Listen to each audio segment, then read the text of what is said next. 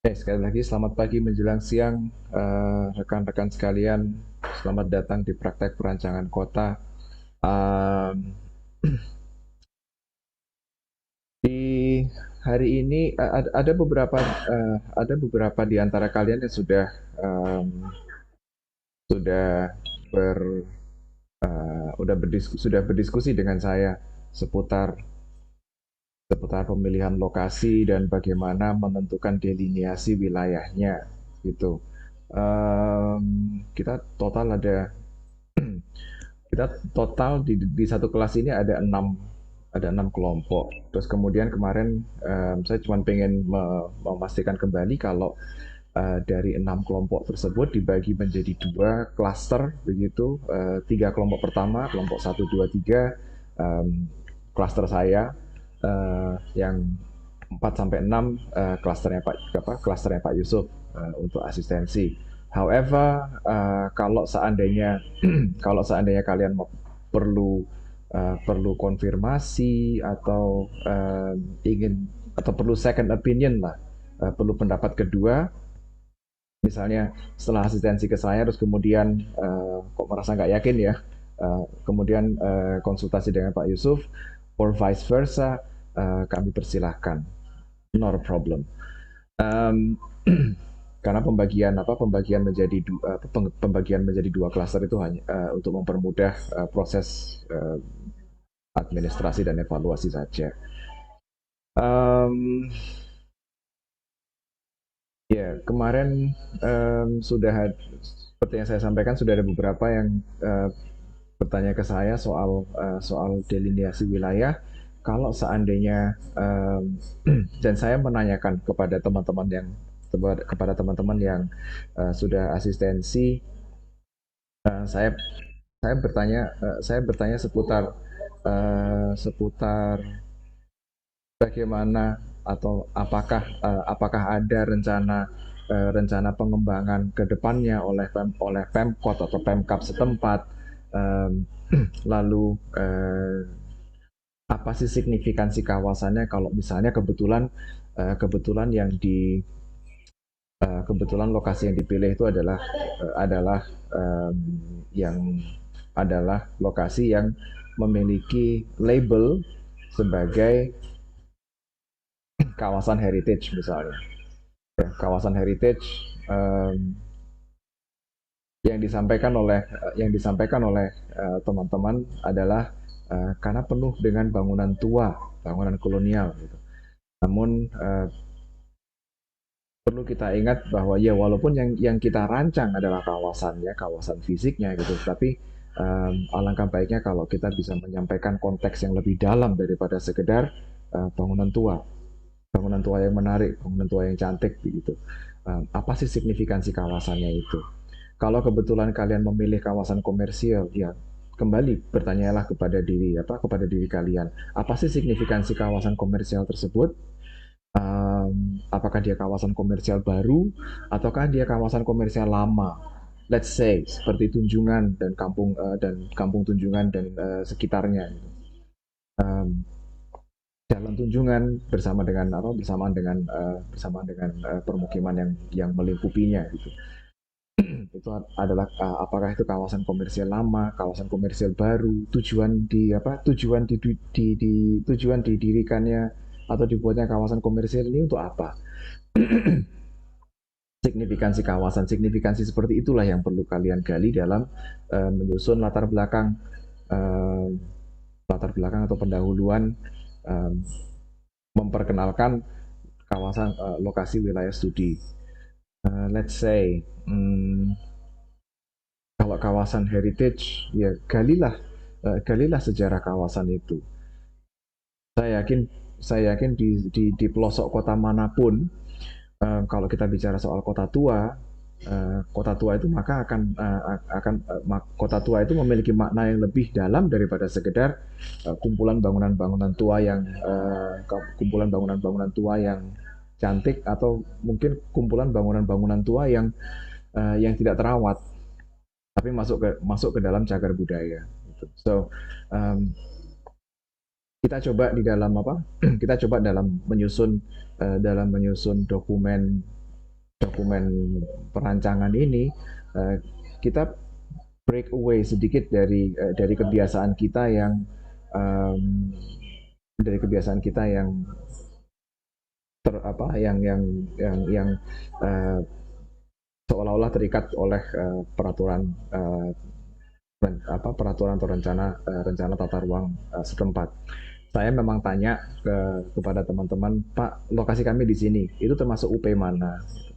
Ya, bagaimanapun juga kita perlu mengetahui legal framework. Saya setiap kali setiap kali ada yang asistensi, saya mesti tanya apa yang kamu ketahui soal lokasi itu, signifikansinya apa, ada rencana pembangunan dan sebagainya. Saya ingin tahu sejauh mana kalian mengenal kawasan tersebut, itu karena um, harapan saya sih supaya kalian tidak berhenti pada ini termasuk ini melingkupi UP 1 misalnya atau UP 1 dan 2 terdiri atas sekian kelurahan atau sekian kecamatan. Kalau dia lintas kecamatan, saya ingin menggali lebih dalam lagi. Nanti toh kalian juga akan menggali berapa populasi yang tinggal di wilayah studi kalian. Selain itu kalian juga hendaknya memproyeksikan berapa laju pertumbuhan penduduk di situ. Adakah demand untuk penambahan permukiman di kemudian hari? Apakah sekiranya ada demand untuk perluasan kawasan komersial? Apakah ada um, demand-demand yang lain berdasarkan data-data yang telah kalian kumpulkan dan kalian proyeksikan ke depannya? Gitu. Right, sesi kita siang hari ini sesi sharing aja. Beberapa kalian sudah ada yang tanya ke saya dan saya konfirmasi lokasinya oke, lokasinya sudah bagi yang sudah saya beri oke. Saya ingin tahu dari sejak saya bilang oke itu sampai sekarang sudah sampai mana?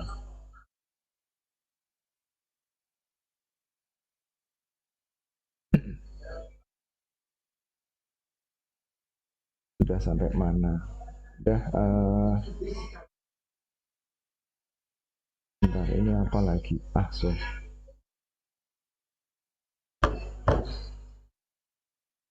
Ada yang mau sharing lokasinya. Kalau mau sharing lokasinya sambil kita tidak harus klaster tidak harus klaster saya saja, bisa jadi dari klasternya Pak Yusuf, nggak masalah. Kalau ada yang pengen ditanyakan, barangkali teman-teman kalian dari kelompok yang lain punya pertanyaan yang sama.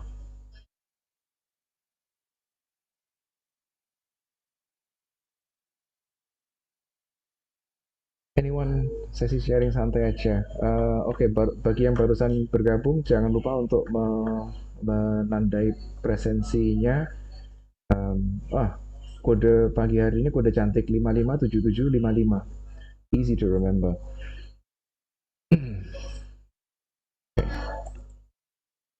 Sekali lagi, adakah yang ingin sharing?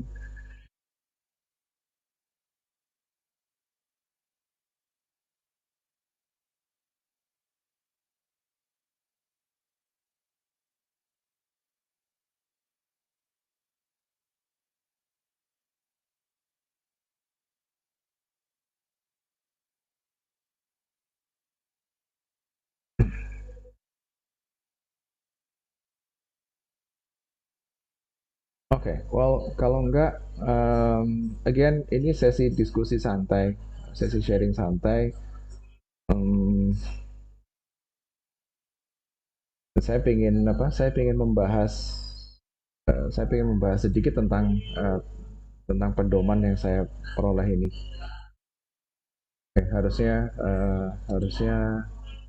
di layar kalian juga muncul um, harusnya di layar kalian juga sudah muncul bagian 3 rencana umum dan panduan rancangan. So, dokumen yang saya share di layar ini sudah saya unggah juga di Classroom, yaitu tentang pedoman umum rencana tata bangunan dan lingkungan. Um, sekilas sekilas dokumen ini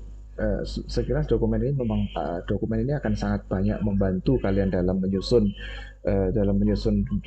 konsep rancangan konsep rancangan kawasan kalian. Cuman perlu diingat kalau perlu diingat bahwa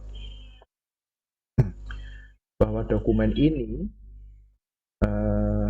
ini itu sifatnya sangat-sangat normatif begitu. Jadi kalian tetap perlu kalian tetap perlu melengkapinya dengan uh, atau memperkayanya dengan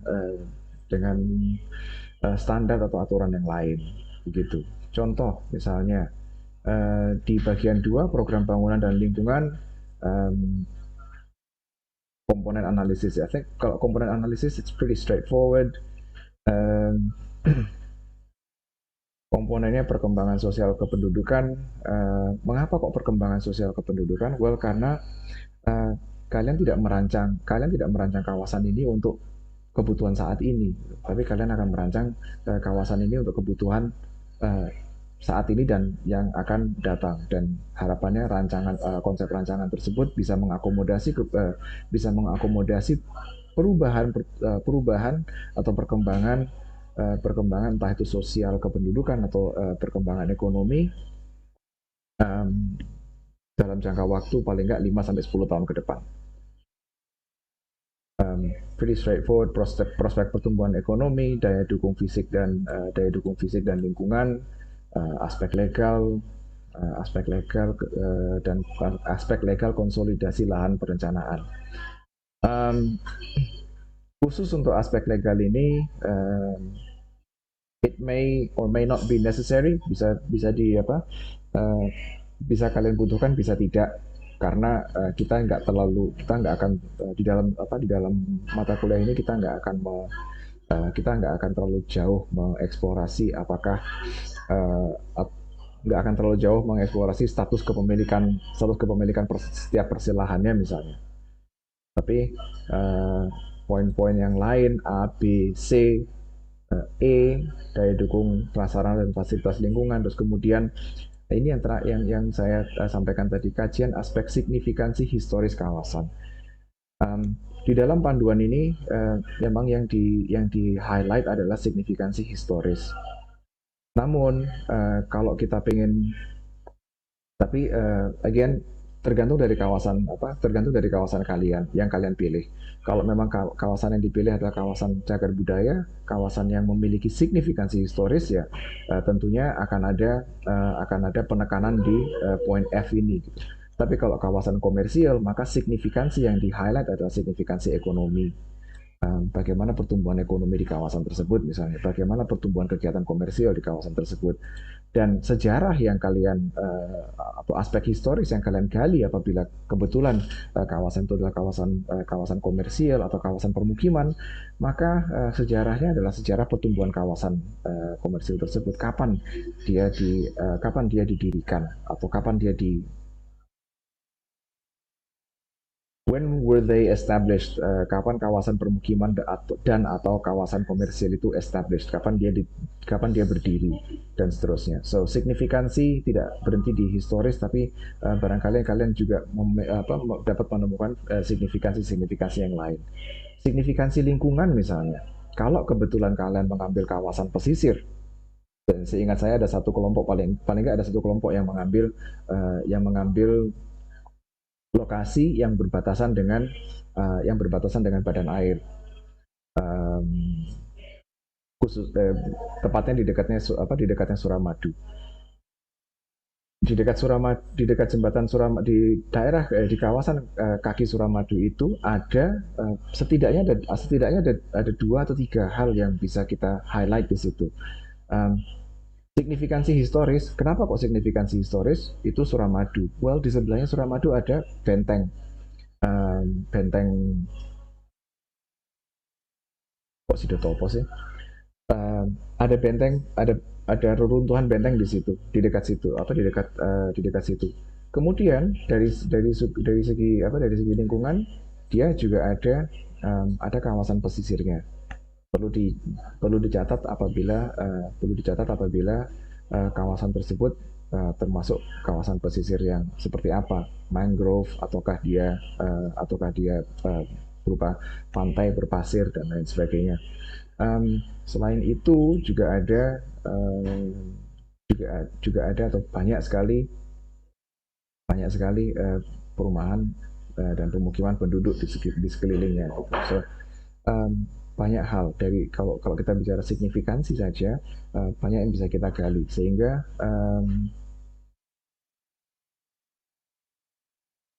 deskripsi kawasan, perkenalan kawasan kalian itu bisa lebih rich, begitulah. Um, saya kemarin menyampaikan best practice, sample best practice, tapi menurut saya best practice tersebut masih bisa digali lebih dalam lagi. So, yeah, analisis,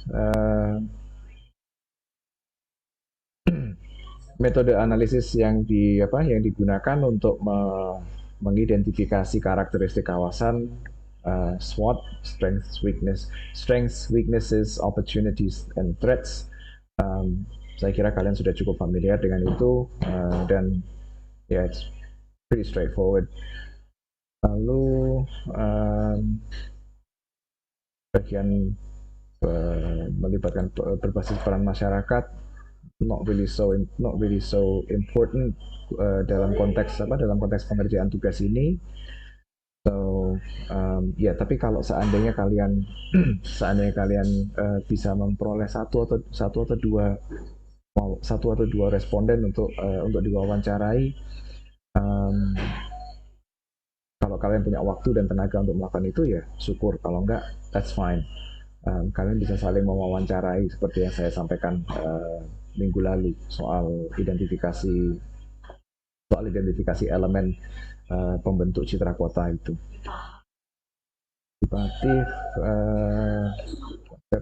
tata bangunan. So, unfortunately, di sini di dalam panduan ini hanya menyebutkan kriteria-kriteria, terus kemudian kriteria-kriteria dan poin-poin yang sifatnya normatif gitu. Ketika saya pertama kali mengakses, saya berharap bisa dapat panduan paling nggak seperti penentuan garis sempadan dan lain sebagainya gitu. Tapi saya kira garis sempadan dan lain-lain bisa diperoleh melalui SNI. Saya dulu kayaknya punya deh, tapi saya lupa di mana. But anyways, penentuan sempadan bergantung pada kelas jalan dan kriterianya, kriteria kelas dan dimensi jalannya. Gitu. So, well, have a look. Silakan akses dan unduh pedoman umum rencana tata bangunan dan lingkungan. Saya kemarin juga dapat panduan perencanaan dan penyelenggaraan bangunan gedung. Tapi saya kira itu nggak akan terlalu banyak bermanfaat bagi kalian, karena fokusnya lebih ke standar seperti fire safety, utilitas, kemudian struktur dan lain sebagainya. So not as useful. Seingat saya dulu punya koleksi panduan pedoman yang cukup lengkap, tapi saya lupa itu pada kemana semua. Oke, kembali lagi ke soal lokasi. Adakah yang bersedia sharing lokasinya dan alasan mengapa kalian memilih lokasi tersebut?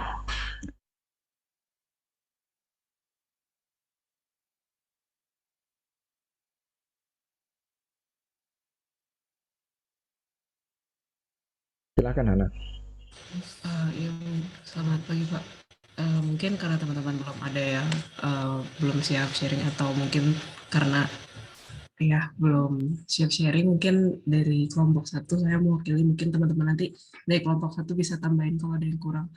Jadi kalau misalnya dari kelompok satu itu kita yang kemarin asistensi untuk daerah di sekitar Pasar Turi Pak.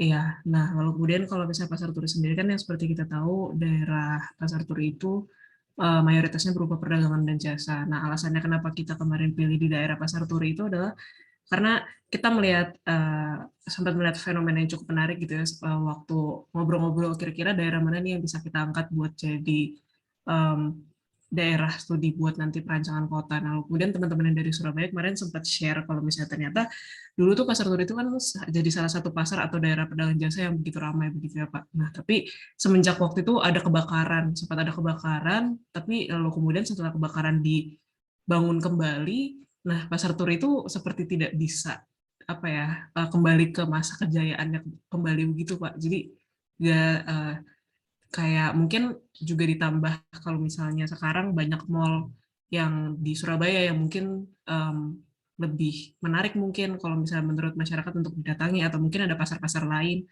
Nah, jadi salah satunya alasannya kita kenapa kita pilih daerah Pasar Turi itu karena kita pengen melihat kenapa sih alasannya salah satu kenapa Pasar Turi itu nggak bisa kembali lagi apakah karena daerah di sekitarnya sudah dianggap kurang menarik dari segi mungkin desainnya kah, bangunannya kah, atau mungkin yang lainnya juga.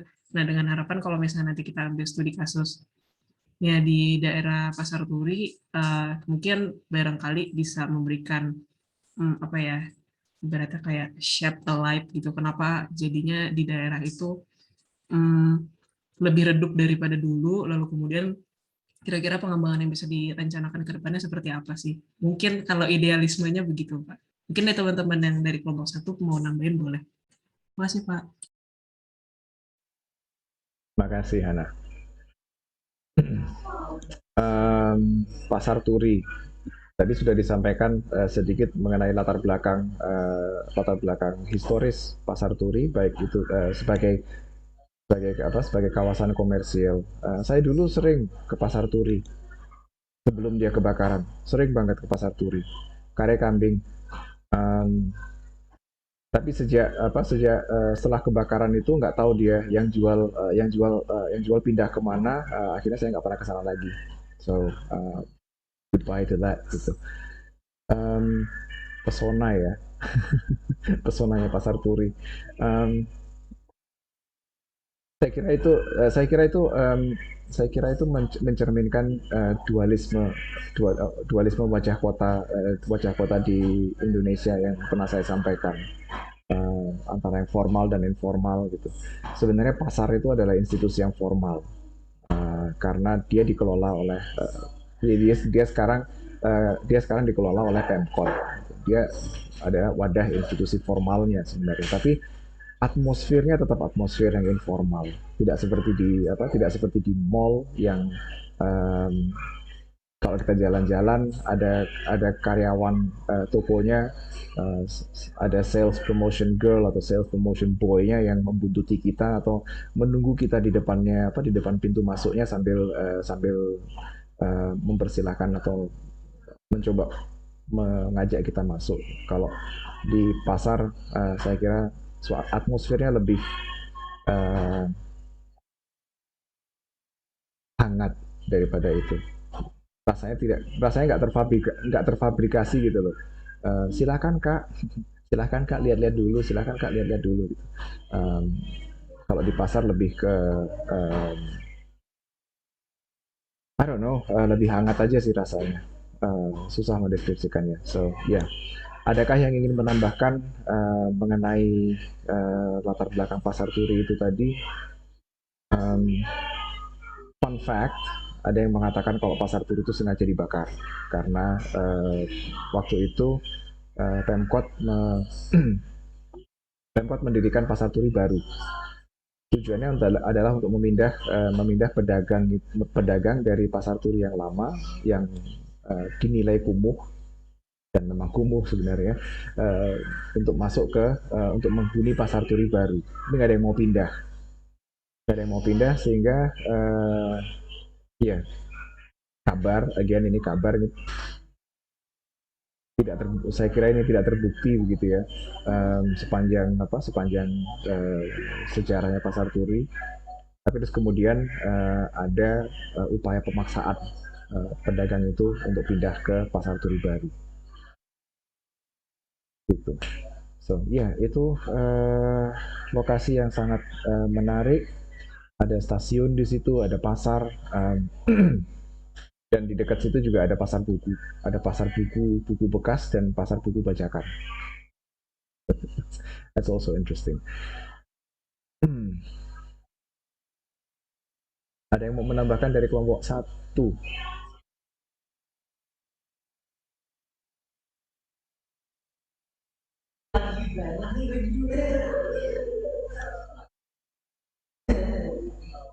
Sorry.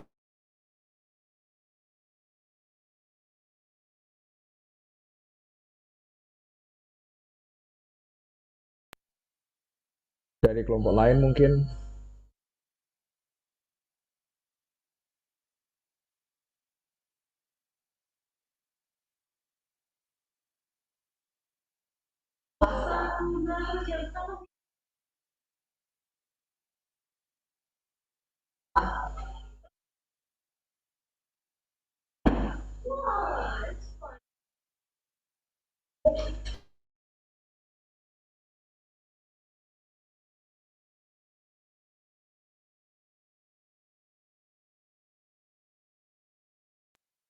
Sesi ini bisa dimanfaatkan untuk asistensi juga loh, nggak apa-apa.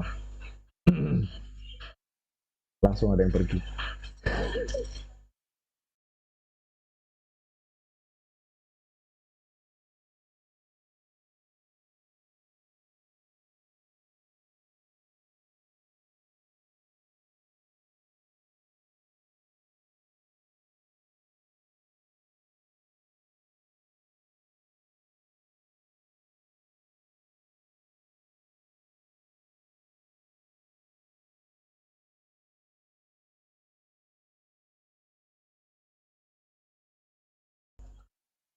Oke, mungkin saya maybe I caught you all off guard gitu ya, sehingga tidak tidak ada yang mengharapkan tidak ada yang mengharapkan akan ditodong untuk sharing lokasinya.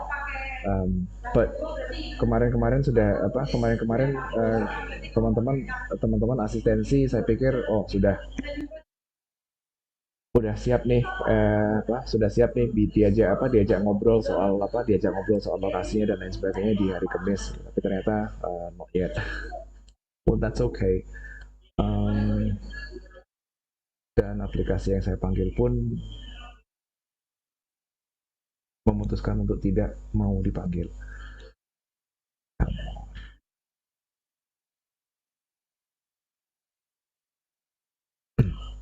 Well, gini deh, karena karena hari ini jadwalnya adalah full untuk praktek perancangan kota. Mungkin dan kalian mungkin ada yang pengen asistensi tapi tidak sekarang, pengen sharing tapi tidak sekarang dan tidak dengan grup yang besar. So kapanpun kalian butuh konsultasi atau asistensi di hari ini, well saya sediakan waktu untuk itu gitu. Jadi nggak jadi just uh, send me a message dan kita berdiskusi kita bisa berdiskusi secara langsung gitu. Okay. Tapi seputar tugas, kalau nggak ada yang mau sharing, ada yang mau bertanya nggak? Ada yang kurang jelas nggak soal penentuan deliniasi wilayah dan lain sebagainya? Silakan.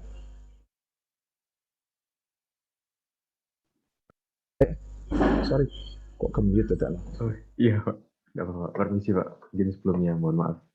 Ya tadi saya sempat reconnect tadi mau resign tapi baru bisa masuk lagi. Mungkin saya izin bertanya Pak, dan mungkin mungkin ya sharing lah seperti kata Pak Nanda tadi. Jadi kan mungkin kalau kelompok yang mengambil pesisir itu kebetulan kelompok saya kelompok 2 Pak, yang kami mengambil kawasan bawah jembatan Suramadu itu di mana ya ada benteng Gedung Cowek Pak di situ. Gedung Cowek. Iya, benteng Gedung Cowek. Dan di mana mungkin alasan kami ya memilih itu Pak. Mungkin karena memang kawasan itu kalau misalnya menurut RDTR sendiri itu kan kalau misalnya kita lihat RDTR UP3 itu sebenarnya kawasan itu direncanakan dan diarahkan untuk menjadi kawasan perdagangan dan jasa ke depannya Pak. seperti itu.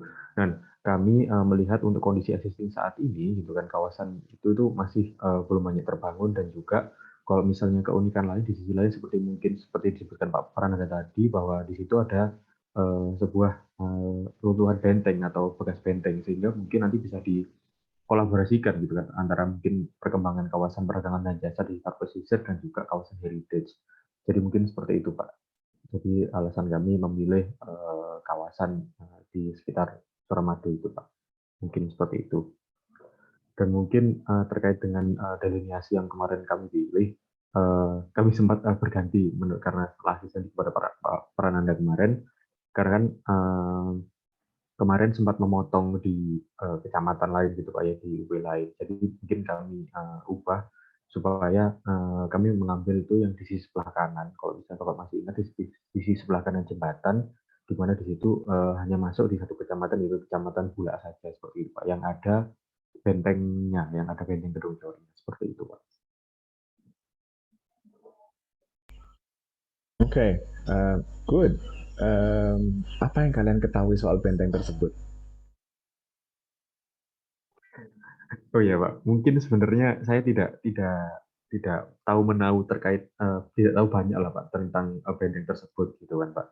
Jujur, tapi mungkin sebenarnya kalau seingat saya itu sempat kayak apa ya, ada sebuah eh, masalah gitu Pak, bukan masalah sih Pak, tetapi kayak konflik dengan pihak tertentu karena sebenarnya benteng tersebut itu mau digunakan untuk eh, hal lain gitu Pak, yaitu kayak penyimpanan gudang amunisi atau bagaimana gitu Pak kalau nggak salah. Jadi mungkin saya tahunya ya itu Pak. Jadi kalau sejarahnya sendiri saya belum baca banyak, tetapi jujur mungkin ya itu Pak, ada salah satu masalah terkait dengan benteng Gedung Jawa itu, paling tingginya yaitu Pak mau digunakan sebagai apa namanya, tempat penyimpanan dari amunisi atau gudang senjata kayak gitu Pak. Oke, saya tanya karena saya sendiri sebagai orang Surabaya nggak tahu banyak soal benteng tersebut. Iya Memalukan. Pak, kalau boleh nambahin Bagas, sebenarnya dulu tuh benteng peluru Pak. Kayak emang gudang buat senjata gitu kalau dulu tuh. Nah, ya mungkin sekarang mau digunakan lagi seperti itu, Pak. Jadi kayak mau apa ya? Maksudnya mau ditetapkan menjadi kawasan bersejarah gitu, situs bersejarah, tapi mau digunakan lagi untuk tempat penyimpanan lagi gitu. Jadi mungkin konfliknya kemarin di situ, Pak. Untuk yang ya saya sempat tahu gitu, Pak. Untuk Gedung Cowek gitu, Pak. Oke, makasih. Haikal angkat tangan tadi udah apa? Sengaja menyalakan kamera sambil membetulkan rambutnya. Silakan Haikal. Mungkin Bagas dulu Pak. Bagas tadi udah selesai belum guys? Takutnya. Oh, nggak apa-apa kalau untuk Mas Haikal saya rela. Aduh. Ini menganut paham demokrasi dalam bertanya ya guys ya. Oke Pak, mohon izin bertanya Pak. Kami dari kelompok nggak tahu namanya kelompok apa, dan kemarin kita sempat bingung masalah menemukan tempat atau delineasinya. Pengen izin bertanya sih Pak. Jadi kayak di kawasan kami kan mengambil di sekitar Monumen Bambu Runcing Pak. Nah di situ sebenarnya kita pengen ngambil nanti mengenai perkantoran Pak. Tapi di sana ketika kami survei itu perkantoran dan perjasnya itu tuh lebih imbang gitu loh Pak. Jadi kayak kami bingung nanti masuknya klasifikasi yang mana. Lalu seberapa besar kan kita ngambil jalannya Pak. Seberapa besar dari patokan dari bahu jalan ke bangunan di samping jalannya itu ke belakangnya berapa panjangnya, kami masih bingung gitu sih Pak. Mungkin nanti bisa ditambahin dengan Maira Pak. Oke, makasih. Tapi Maira malu-malu nih Pak untuk bertanya. Nggak apa-apa. Padahal Maira mau ngambil S2 PWK Pak langsung katanya Pak.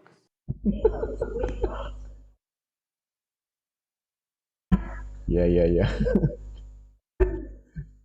Pertanyaannya nanti dimasukkan dalam pertimbangan mau diterima atau enggak gitu ya. Nah, saya coba jawab dulu soal delineasi dan luas wilayah itu. Kalau mengambil koridor, patokannya antara 500 meter sampai 1,5 kilo panjangnya, panjang koridornya. Terus kemudian soal batas kanan kirinya kita ambil dari tengah jalan 200 meter ke kanan, 200 meter ke kiri gitu. Um, 200 meter ke kanan ke kiri itu tapi juga nggak terus kemudian diputus begitu saja tapi karena kita juga tetap harus memperhatikan property line property line persil-persil yang kita potong gitu.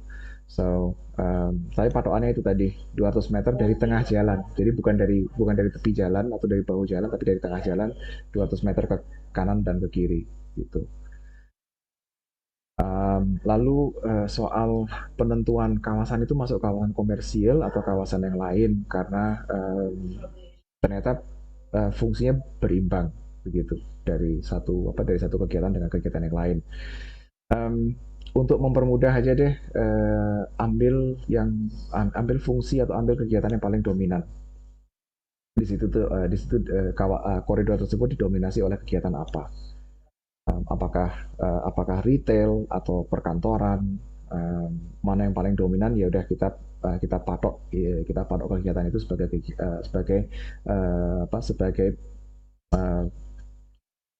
label wilayahnya begitu. Ini adalah kawasan perkantoran. Walaupun tidak 100% kantor, tapi ada kegiatan ada kegiatan seperti retail, ada sedikit retail di situ, ada hotel juga akomodasi, so tourism ada di situ.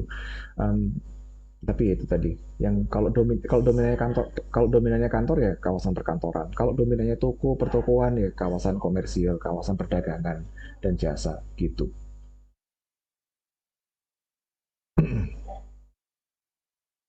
Oke, baik Pak. Terima kasih banyak Pak. Sama-sama. Izin menambahkan Pak, karena saya juga satu kelompok dengan Haikal. Ya. Mengingat ini Pak, jadi di lokasi kami itu kan memang di kawasan koridornya itu kegiatan perjas dan beberapa perkantoran. Tapi di belakang itu kayak seperti ada perumahan itu. Apakah perumahan-perumahan itu menjadi salah satu objek yang kami tata juga ya Pak? Kami rancang juga. Pertanyaan yang sangat bagus. Ya, jawaban pendeknya adalah iya. Karena bagaimanapun juga kita kan oke lah, fokusnya memang di satu koridor tersebut. Tapi yang memanfaatkan koridor itu kan bukan hanya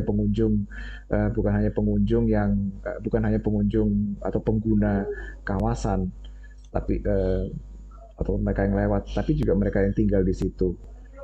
Walaupun barangkali aktivitas yang mereka lakukan tidak berhubungan secara langsung dengan kawasan perkantoran atau dengan kegiatan-kegiatan yang ada di sepanjang koridor itu. Tapi permukiman itu tetap harus dipertimbangkan. Gitu. Oh baik Pak, terima kasih Pak.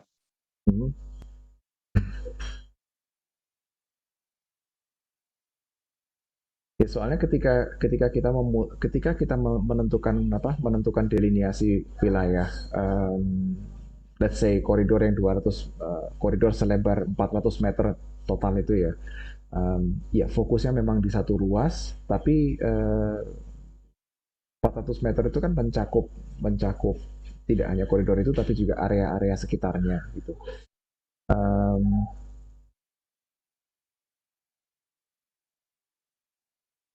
Dan kita juga kita tidak ingin hanya berfokus pada satu kegiatan saja, tapi soalnya kita juga perlu mengingat bahwa di dalam satu nggak usah satu kota ya, dalam satu kawasan aja, dalam satu kawasan itu pasti ada sedikit banyak keterkaitan antar fungsi. Entah itu antara hunian dan komersial atau hunian dan lain sebagainya gitu. Contohnya Tunjungan Plaza dan kampung di sekitarnya. Sekilas mungkin tidak terlihat adanya hubungan atau adanya interaksi antara Tunjungan Plaza dan kampungnya gitu. Tapi begitu kita gali lebih dalam, begitu kita observe, kita amati lebih dalam, ternyata karyawannya TP itu kalau makan di kampung situ. Kalau mereka kalau misalnya ada yang ngekos di situ, pengunjung sendiri untuk alasan tertentu, kalau misalnya mereka nggak mau parkir di TP, mereka parkir motornya di rumah warga. Dan warga juga menyediakan, warga yang punya halaman menyediakan halamannya untuk dijadikan tempat parkir informal yang mendukung fungsi tunjungan plaza itu. Barangkali di koridor di kawasan Bambu Runcing juga terjadi hal yang sama. Although Bambu Runcing, kayaknya kalau untuk kos-kosan sih nggak akan sebanyak itu karena rata-rata rumah-rumah yang di situ quite large, gitu, they're quite big.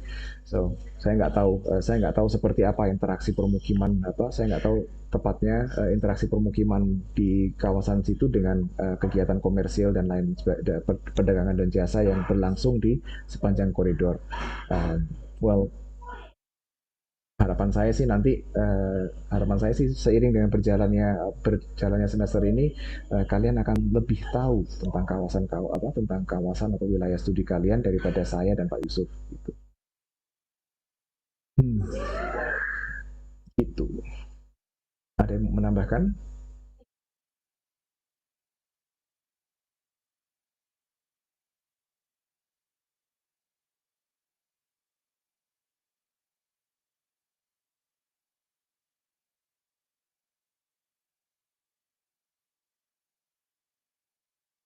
Silakan Hana.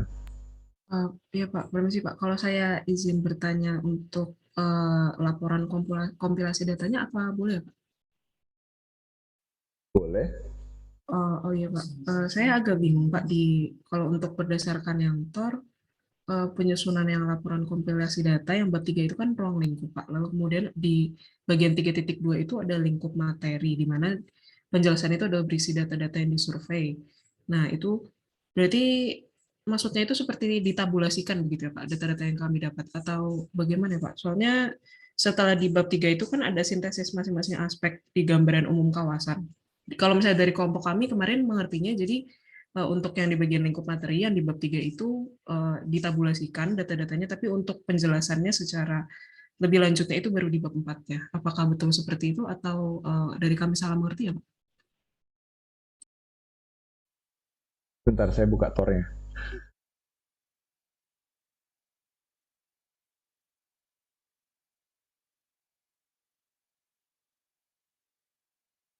Iya.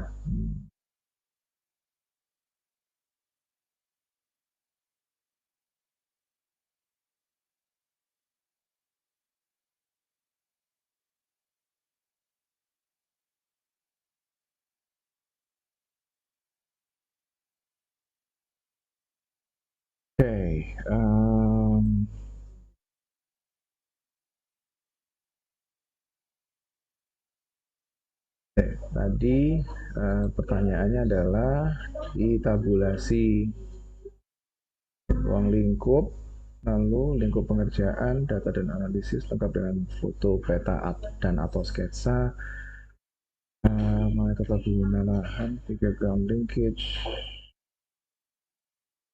lalu hasil analisis. What are you doing? Bentar.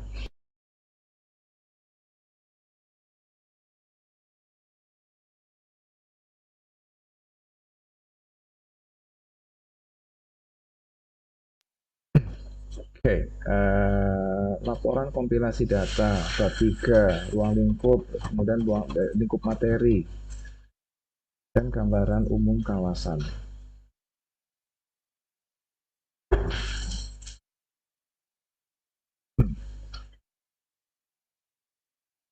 Kerangka yang disampaikan di dalam TOR itu bukanlah harga mati. Kalian boleh mengemas kalian bisa mengemas data yang kalian peroleh itu sesuai dengan kebutuhan kalian.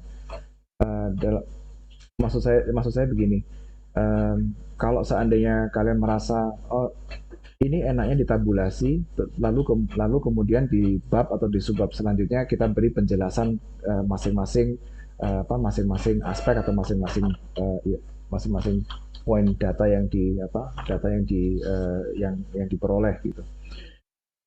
Kalau mau kayak gitu, monggo, nggak apa-apa. Tapi kalau misalnya mau langsung menjelaskan misalnya, let's say, misalnya ketika bicara soal ruang lingkup,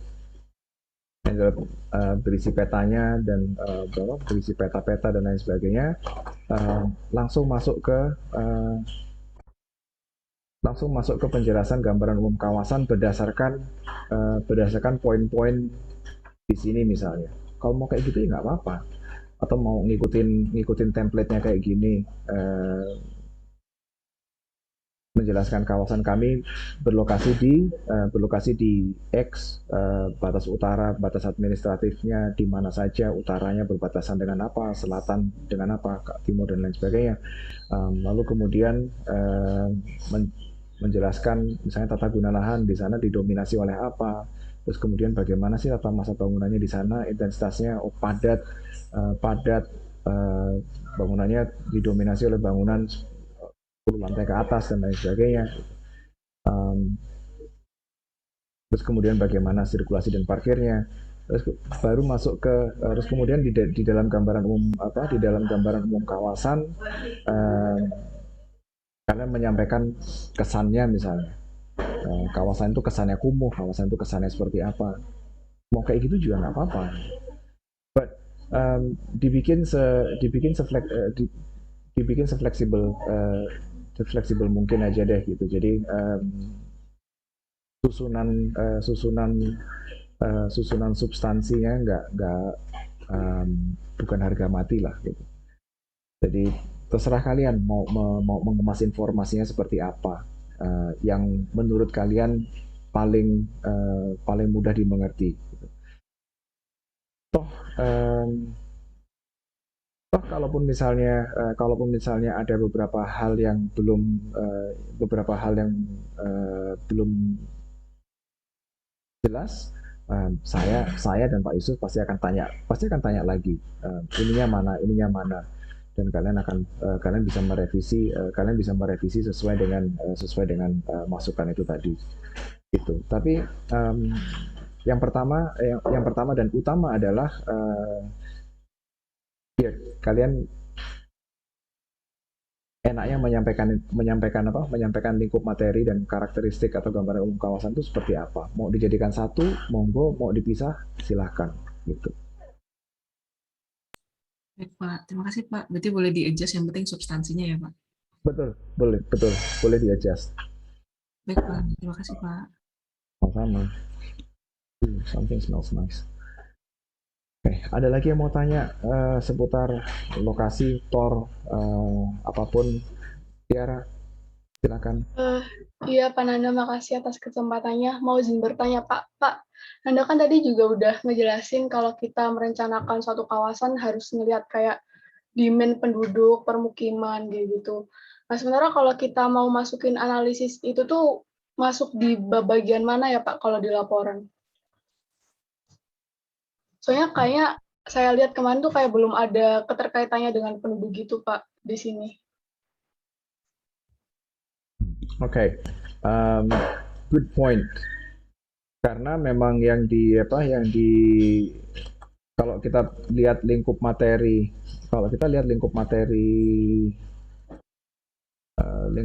ini, memang fokusnya adalah di fisik, aspek fisiknya, bangunannya seperti apa dan lain sebagainya gitu.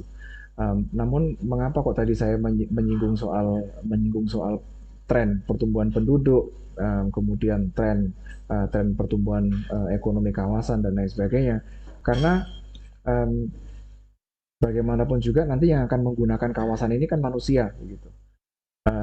Dan demand atau permintaan dan kebutuhan manusia pasti akan berubah dari waktu ke waktu. So walaupun lingkup materi itu tidak mencakup aspek-aspek non fisik, seperti aspek-aspek non fisik atau non bangunan, non spasial gitu aja deh, non spasial seperti pertumbuhan penduduk dan lain sebagainya. Sebaiknya poin-poin seperti pertumbuhan penduduk, terus kemudian tren kegiatan yang berlangsung di kawasan tersebut juga disampaikan khususnya di gambaran umum kawasan, atau paling nggak di gambaran umum kawasan, sehingga nanti ketika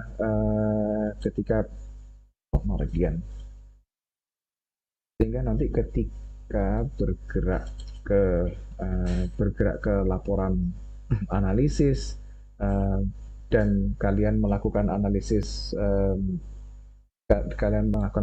untuk mengetahui potensi dan permasalahan. Potensi dan permasalahannya akan lebih tajam dan akan lebih tajam aja gitu. Jadi nggak cuma sekedar trotoarnya rusak, signage-nya kurang, peneduhannya kurang misalnya, tapi lebih dari itu. Jadi potensi dan permasalahan yang sifatnya spasial, ada beberapa aspek terbangun yang harus ada beberapa aspek dari lingkungan terbangun atau lingkungan binaan itu yang harus diperbaiki. Tapi di sisi yang lain ada permasalahan yang berhubungan dengan, let's say, kepadatan penduduk. Permukiman di balik koridor komersial tersebut misalnya, permukiman di balik koridor komersial tersebut termasuk permukiman informal, pertumbuhan penduduknya luar biasa di situ, sehingga itu juga bisa mengakibatkan permasalahan di kemudian hari misalnya. Seperti itu. Jadi nggak berhenti di aspek fisik saja, tapi juga menyentuh aspek-aspek lain yang sekiranya akan terpengaruh dan akan mempengaruhi komponen fisik yang kalian rancang itu tadi. Contoh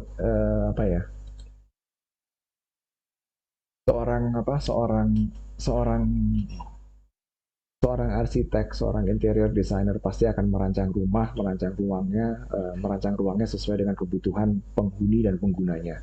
Seorang fashion designer pasti juga akan merancang busana pasti akan merancang busananya sesuai dengan modelnya. Paling nggak kalau dia sekedar merancang aja tapi terus kemudian tidak disesuaikan dengan postur dan gaya modelnya, rancangan itu juga nggak akan berhasil gitu.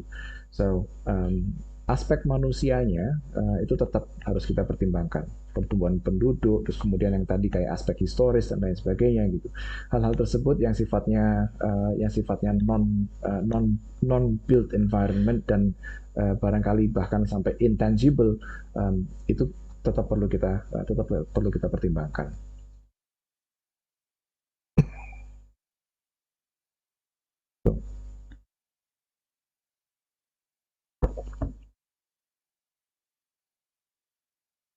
Gimana Tiara?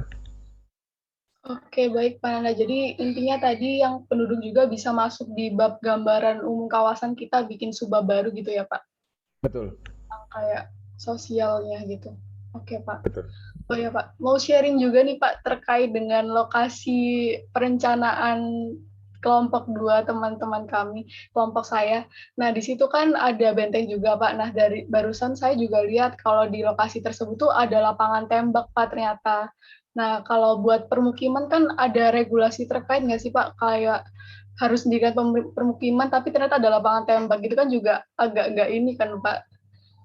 Apakah harus tiap kita ada kawasan yang kita rancang harus ada proyeksi permukimannya atau kayak gimana? Soalnya kemarin juga habis kuliah perencanaan pesisir ada kayak pembangunan pesisir untuk manusia atau untuk lingkungan gitu Pak. nanti apa diserahkan ke kita, apa ntar tunggu analisisnya gitu aja, Pak. Wah itu bagus. Gini, fasilitas seperti lapangan tembak dan fasilitas olahraga atau fasilitas umum lainnya gitu biasanya memiliki standar atau memiliki kebutuhan teknis kebutuhan teknis tertentu. Lapangan tembak, um, karena lapangan tembak termasuk kegiatan yang berpotensi membahayakan nyawa, maka dia pasti ada jarak minimum dengan permukiman gitu. Um, sama seperti apa? Sama seperti driving range untuk para penggemar golf yang nggak punya waktu untuk melakukan 18 apa nggak punya waktu untuk 18 hole, kita driving aja. Driving range juga sama, mereka memiliki persyaratan teknis yang harus dipenuhi gitu. Contoh salah satunya adalah jaring di sekeliling lapangan golf tersebut supaya bolanya nggak kemana-mana, dan tidak ke tidak sampai mengganggu permukiman, nggak sampai kena rumahnya orang misalnya. So yeah, harus mau nggak mau dengan adanya lapangan tembak tersebut harus mencari standar-standar yang harus dipenuhi, standar-standar kebutuhan yang harus dipenuhi oleh lapangan tembak tersebut. Berapa jarak dengan pemukiman dan lain sebagainya. Soal di situ nggak ada pemukiman, apakah kita juga harus merancang uh, apakah kita harus merancang pemukiman di wilayah studi misalnya? Well, kalau misalnya nggak ada kegiatan tertentu, coba dikembalikan ke rencana resmi, rencana tata ruang. Di UP tersebut apakah ada pasal atau poin yang menyinggung soal penyediaan permukiman dan setempat di daerah situ. Kalau misalnya ada, coba tentukan lokasi yang sekiranya pas untuk permukiman tersebut. Ya, sediakanlah permukiman di lokasi itu. Kalau misalnya ternyata ada sih pasal tentang permukiman gitu, tapi karena ada benteng, terus kemudian ada lapangan tembak, dan ada kegiatan-kegiatan lain yang tidak memungkinkan untuk menyediakan permukiman, konservasi misalnya, konservasi cagar budaya dan konservasi lingkungan misalnya.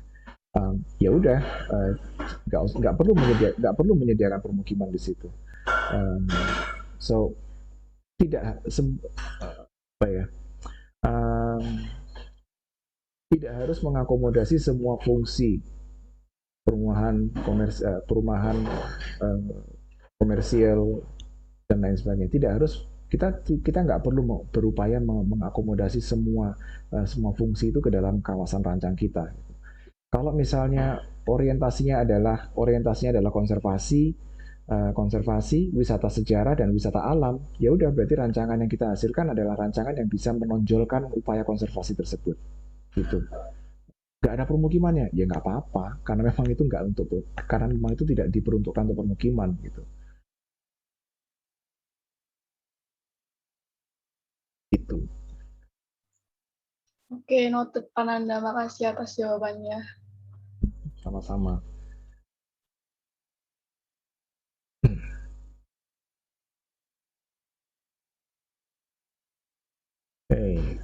Konsep rancangan tempat.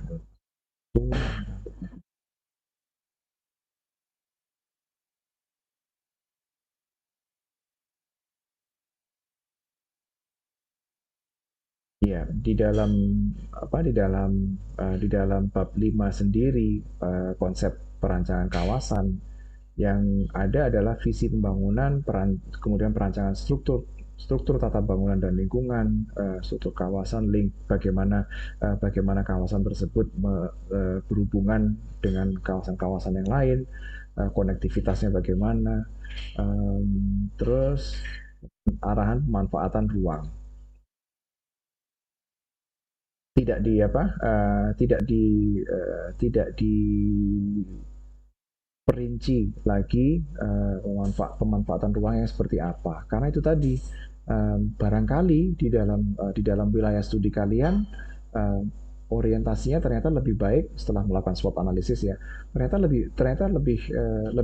lebih diutamakan untuk konservasi. Oleh karena itu, kami meminimalisir fungsi-fungsi seperti permukiman, komersial, permukiman, perdagangan dan jasa, dan industri misalnya. Atau ternyata tidak untuk konservasi kok, bisa kami designasi sebagai kawasan budidaya, bikin industri di situ. Ya nggak apa-apa, selama itu tidak ya, selama memang hasilnya seperti itu gitu. Jadi lebih dominan industri atau lebih dominan perjas atau lebih dominan perumahan pemukiman atau lebih dominan konservasi, itu tergantung dari hasil analisis dan karakteristik kawasan itu sendiri dan rencana ke depannya bagaimana. Tapi kalau misalnya Pak rencana ke depannya itu untuk perjas, tapi isu utamanya adalah konservasi. Sehingga kami akan menghiraukan rencana tata ruang, dan kami akan fokus ke upaya konservasi. Nggak apa-apa, karena satu, tugas ini tidak akan ada implikasi legalnya terhadap kelompok kalian. Satu, karena tugas ini orientasinya adalah kajian yang sifatnya ilmiah gitu. Ya syukur-syukur kalau misalnya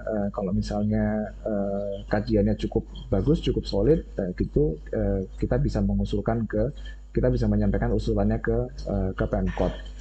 Beberapa tahun yang lalu kalau nggak salah studio perancangan kota, bukan perancangan, perencanaan kota, hasil dari studio perencanaan kota itu dipresentasikan ke Pemkot. Ya walaupun hasilnya ada beberapa yang bersinggungan dengan rencana tata ruang Pemkot, ya Pemkot juga bisa menerima hasil analisis tersebut, karena memang ini adalah kajian independen begitu. Nggak ada muatan kepentingan tertentu di dalamnya. Yap. Oke. Jadi intinya adalah kalian boleh berkreasi sebebas-bebasnya.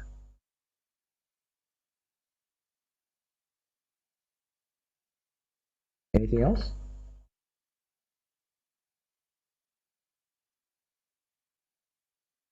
Silakan Tara. Iya, saya Tera, Pak. Saya izin bertanya, Pak. Ini saya kembali lagi ke delineasi wilayah sih, Pak. Jadi kan kami itu di daerah Jalan Gula, awalnya itu kawasan Kota Tua Jalan Gula. Kemarin saya sudah sempat asistensi ke Pak Nanda, tapi sebenarnya setelah dibagi kelompok itu, saya ke Pak Yusuf, seperti itu. Nah, jadi kan kami itu bentuknya blok gitu ya, Pak, kawasan. Itu apakah ada ketentuannya ya, Pak, luasnya berapa? Tadi kan kalau koridor itu kan 500 meter minimal, terus ke kiri kanan 200 gitu. Kalau blok ini ada ketentuannya nggak Pak? Minimal ataupun maksimalnya gitu Pak? Soalnya waktu kami asis ke Pak Yusuf, itu kami disuruh memperluas wilayahnya. Katanya kalau wilayahnya itu masih miskin potensi terus diperluas gitu. Jadi kami luasin terus sampai kami nggak tahu batasnya gitu loh Pak. Jadi bingung dari tadi. Ya, seperti itu pertanyaan saya. Oke, makasih. Saat ini luas wilayahnya berapa hektar? Bentar Pak. Kami ngitungnya dalam ini sih Pak, meter persegi sekitar itu 400.000 Pak, meter persegi. Oke. Well, di kalau dalam perencanaan tapak kemarin kan batas luas lahannya sekitar 5 sampai 10 hektar kalau nggak salah ya. Kita berpatokan pada itu. Pak Yusuf bilangnya nggak ada potensi. Miskin potensi, Pak. Miskin potensi. Miskin potensi. Well, sebenarnya miskin potensi itu juga interpretasinya macam-macam.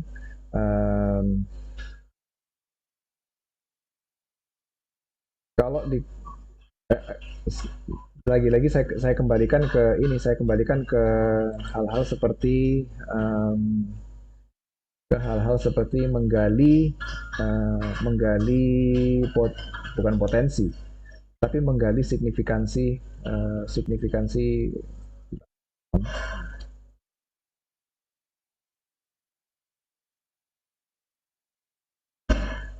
menggali kembali aspek signifikansi historis kawasan karena di daerah tersebut kan dia termasuk bagian dari kota tua gitu.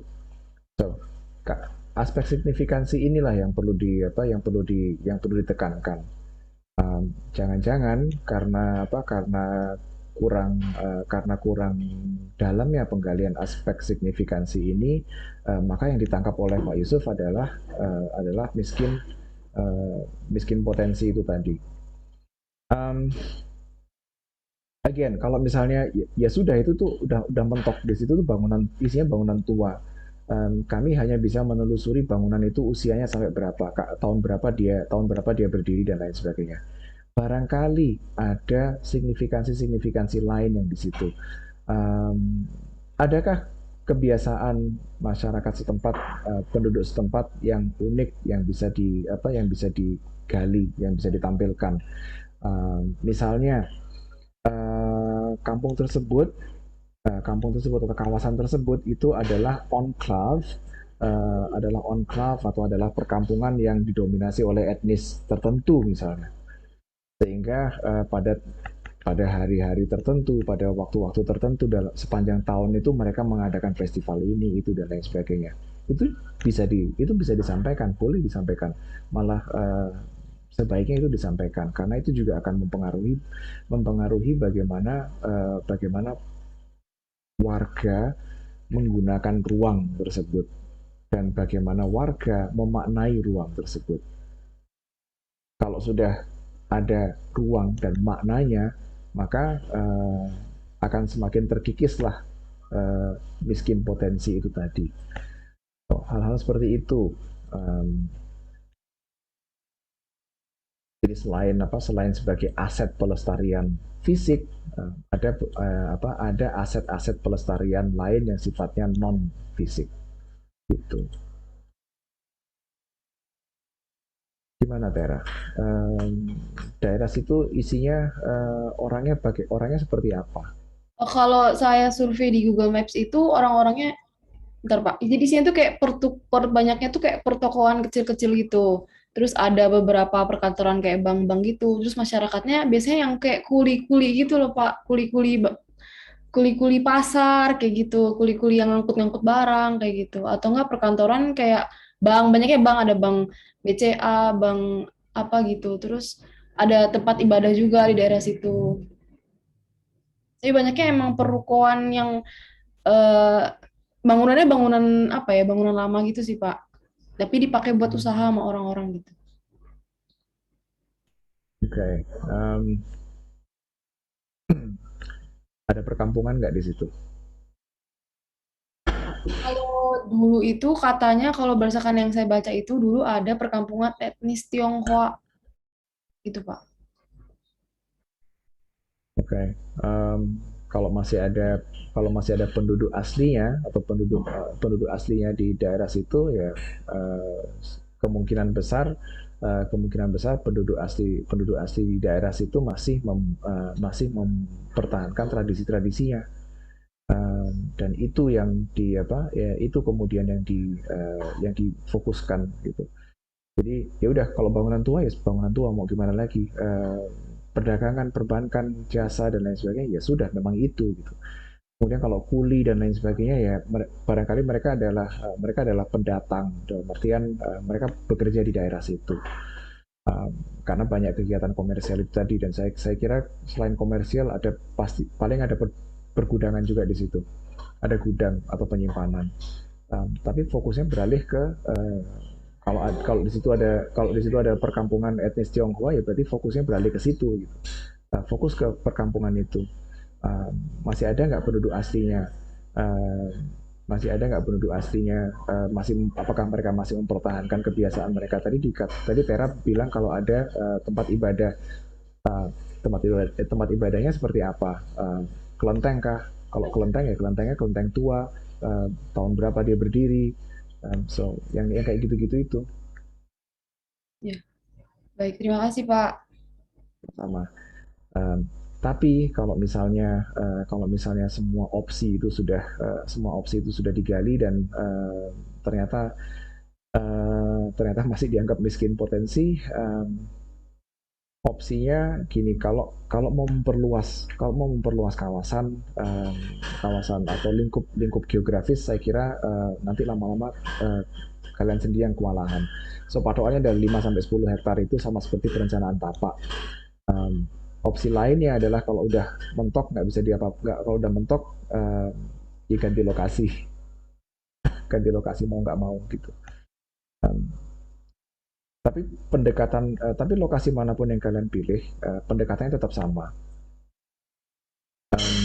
Aspek signifikansi itu yang menuntut kalian untuk menggali lebih dalam, mengenali kawasan tersebut lebih dalam, lebih jauh.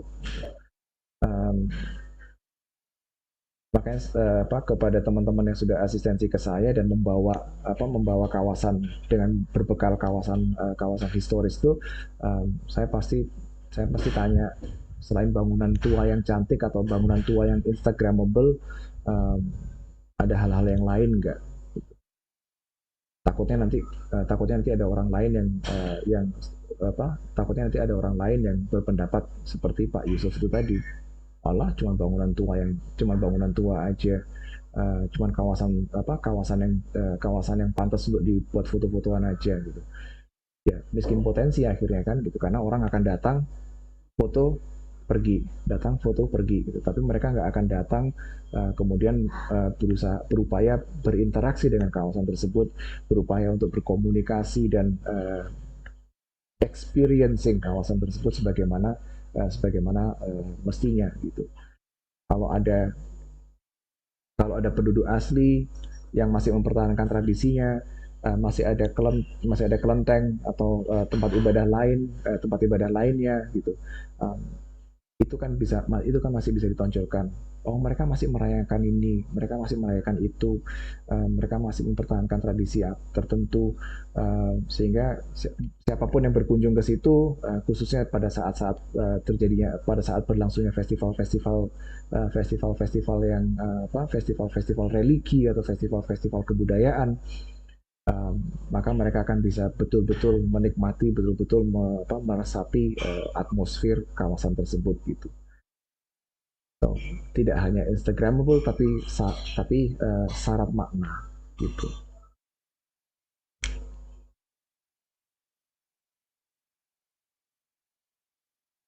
Ada lagi, Tera? Ya, baik, Pak. Sudah cukup, Pak. Sudah paham. Terima kasih, Pak. Sama.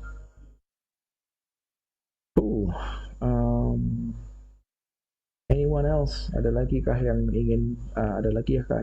masih perlu penjelasan?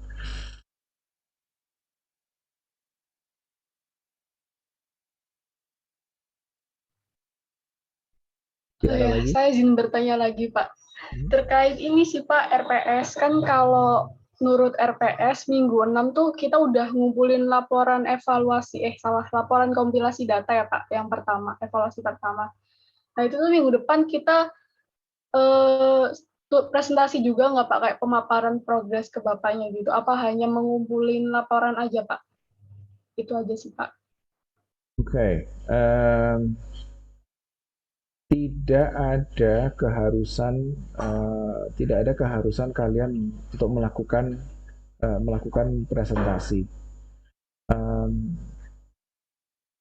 Adanya cuman laporan, terus kemudian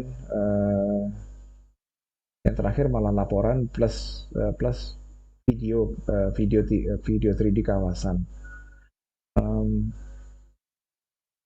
Di dalam tor tidak ada, dalam tor nggak ada ininya sih, nggak ada keharusan untuk melakukan presentasi. Tapi kalau seandainya kalian pengen melakukan presentasi atau merasa kalau nggak ser kalau cuma ngumpulin laporan doang, pengen presentasi juga, ya monggo silakan. Saya bersedia mengakomodasi itu gitu. Oke, baik Pak Nanda.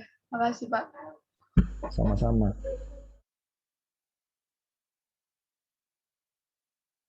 Atau kalau misalnya nggak pede dengan presentasi, direkam aja deh gitu. Tapi kemudian rekamannya dikumpulkan bersama dengan laporannya, ya monggo silakan. So kita fleksibel aja sih, enaknya gimana gitu.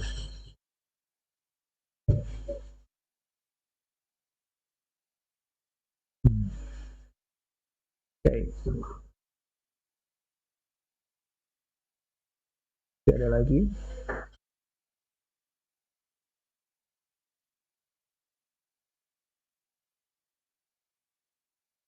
Right. Kalau nggak ada lagi untuk sementara ini, saya ingatkan kembali kalau ini adalah hari ini adalah hari studio, sehingga kalau di luar sesi ini kalian mau konsultasi per kelompok, ya monggo, kita bisa diskusi lagi. Kalau enggak, ya selamat mengerjakan. Nggak kerasa ya, udah masuk ke pengumpulan laporan. Saya harus ngobrol lagi sama Pak Yusuf nih soal beberapa poin dan beberapa pertanyaan yang disampaikan tadi, untuk mengkonfirmasi ulang. Oke,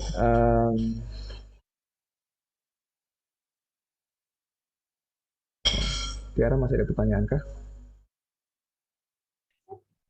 Sebenarnya ini sih Pak, sekali lagi Pak, kan tadi kan analisis penduduk. Nah itu penduduknya dianalisis kayak cuma satu kawasan itu aja, apa kita analisa pakai data kecamatan atau satu kota gitu Pak?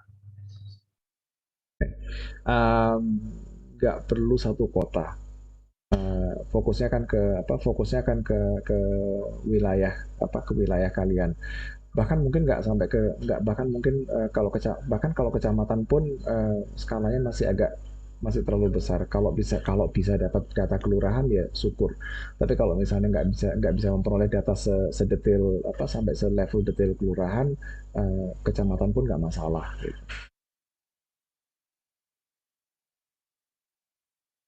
Oke Pak Nanda, udah sih Pak, udah itu aja pertanyaan saya kayaknya. Oke, good. Right. Oke, then kalau gitu, saya kira kita bisa cukupkan sesi ini sampai sini dulu. Diskusi selanjutnya bisa kita lakukan di luar sesi tatap muka ini. Terima kasih sudah berbagi isi kepala kalian dengan saya dan dengan teman-teman yang lain tentunya. Selamat mengerjakan laporan kompilasi datanya, dan sampai jumpa minggu depan kalau kalian pengen presentasi. Saya juga perlu menyampaikan kalau ada satu sesi yang bolong begitu, karena kemarin kita kena bertabrakan dengan Dies Natalis. Ya, saya belum menjadwalkan kapan sesi itu akan dilangsungkan, but harapan saya sih sebelum minggu ke-8 kita sudah bisa menggantikan sesi yang di Natalis kemarin. Gitu. Oke, terima kasih sekali lagi telah bergabung dengan saya di praktek perancangan kota di pagi hari ini. Selamat mengerjakan, semoga sehat selalu. Selamat siang. Assalamualaikum warahmatullahi wabarakatuh.